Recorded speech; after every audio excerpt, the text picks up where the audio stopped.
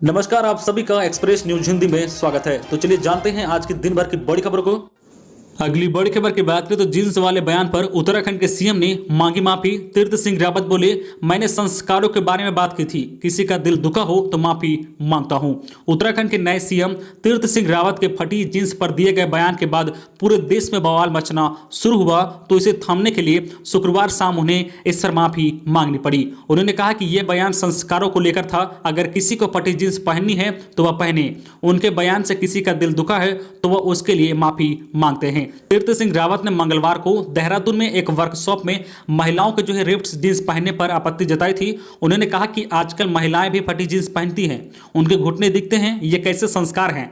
ये संस्कार कहां से आ रहे हैं? इससे बच्चे क्या सीख रहे हैं और महिलाएं आखिर समाज को क्या संदेश देना चाहती है? फटी जींस हमारे समाज के टूटने का मार्ग प्रसाद कर रही है। इससे हम बच्चों को बुरे उदाहरण दे रहे हैं, जो उन्हें नशीले पदार्थों के सेवन की ओर ले जाते हैं। अब हम अपने बच्चों को कैंची से संस्कार दे रहे हैं। बड़ी खबर की बात करें तो मध्य प्रदेश के 3 शहरों में फिर लगा लॉकडाउन। भोपाल, इंदौर और जबलपुर में 21 मार्च को पूरी तरह बंद रहेंगे। 3 शहरों में स्कूल कॉलेज 31 मार्च तक नहीं खुलेंगे। मध्य प्रदेश में कोरोना के बढ़ते मामलों को देखते हुए सरकार ने भोपाल, इंदौर और जबलपुर में 21 मार्च रविवार को टोटल लॉकडाउन करने का फैसला लिया है।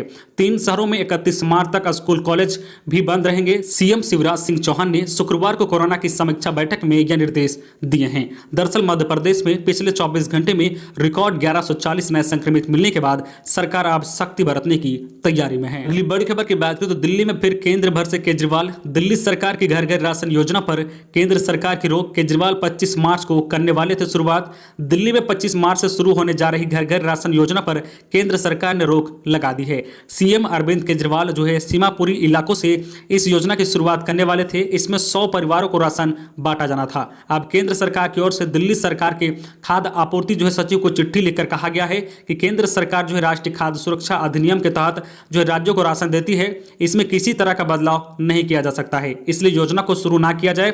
पश्चिम बंगाल के मुख्यमंत्री ममता बनर्जी ने भी अपने मैनिफेस्टो में इसी तर्क पर दोबारा सरकार योजना शुरू करने का वादा किया है। घर घर राशन योजना को लेकर दिल्ली की आम आदमी पार्टी की सरकार काफी उत्साहित थी। केजरीवाल सरकार ने इसके लिए टेंडर भी जारी कर दिया था। केंद्र के इस कदम के बाद आम आदमी पार्टी ने बीजेपी पर राशन माफिया को साथ देने का आरोप लगाया है। आपसे सोशल मीडिया पर राशन माफिया के दबाव में स्कीम रोकने की बात कही है। अगली बड़ी खबर की बात करें तो 1 अप्रैल से बदल जाएगा पीएफ से जुड़ा यह नियम। नौकरी पेशा लोगों पर पड़ेगा यह असर। नौकरी पेशा लोगों के लिए बेहद जरूरी खबर है। बता दें कि अगर आपकी सैलरी से पीएफ कटता है तो नए वित्त वर्ष यानी 1 अप्रैल से पीएफ से जुड़े नियमों में बदलाव होने जा रहा है, जिन्हें जानना आपके लिए बेहद जरूरी है।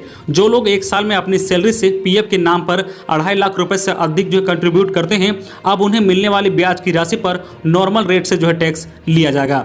यह नया नियम कंपनी के कंट्रीब्यूशन पर लागू नहीं होगा, केवल कर्मचारी के कंट्रीब्यूशन पर लागू किया जाएगा। यह नया नियम पीएफ में निवेश करने वालों लोगों के लिए बड़ा झटका है। दरअसल अब तक जो कर्मचारी पीएफ में पैसा जमा करके टैक्स बचाया करते थे, अब वह टैक्स के दायरे में आ जाएगा। वही अगली बड़ी खबर की बात करें तो कोरोना के बीच राहत। एलआईसी के ग्राहकों को सुविधा, किसी भी ब्रांच में बीमा धारक जमा करा सकते हैं मैच्योरिटी क्लेम डॉक्यूमेंट्स। कोरोना महामारी के बीच जीवन बीमा निगम ने बीमा धारकों के लिए खास ऐलान किया है। अब बीमा धारक मैच्योरिटी क्लेम से जुड़े डॉक्यूमेंट देश में कंपनी के किसी भी ऑफिस में जमा करा सकते हैं।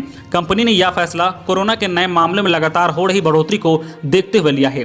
देश भर में एलआईसी 29 करोड़ से ज्यादा पॉलिसी बेच चुकी है। बीमा धारक क्लेम दस्तावेजों को एलआईसी के देश भर में 113 डिविजनल ऑफिस, 2048 शाखा, 1526 सैटेलाइट ऑफिस और 74 कस्टमर जोन में जमा करा सकते हैं, जिन्हें देश के अलग अलग एलआईसी ऑफिस में डिजिटल माध्यम से ट्रांसफर किया जाएगा। हालांकि एक्चुअल पेमेंट क्लेम केवल सर्विसिंग ब्रांच ही जारी करेगा।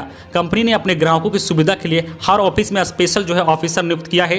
ऐसा इसलिए ताकि ग्राहक देश के किसी भी ऑफिस में जाकर अथॉराइज्ड अधिकारी से इससे संबंधित जानकारी प्राप्त कर सकते हैं। अगली बड़ी खबर की बात करें तो गाड़ी में कोई खराबी निकली तो कंपनी को देना पड़ेगा 1 करोड़ रुपए तक का जुर्माना। जानिए क्या है नया सरकारी नियम।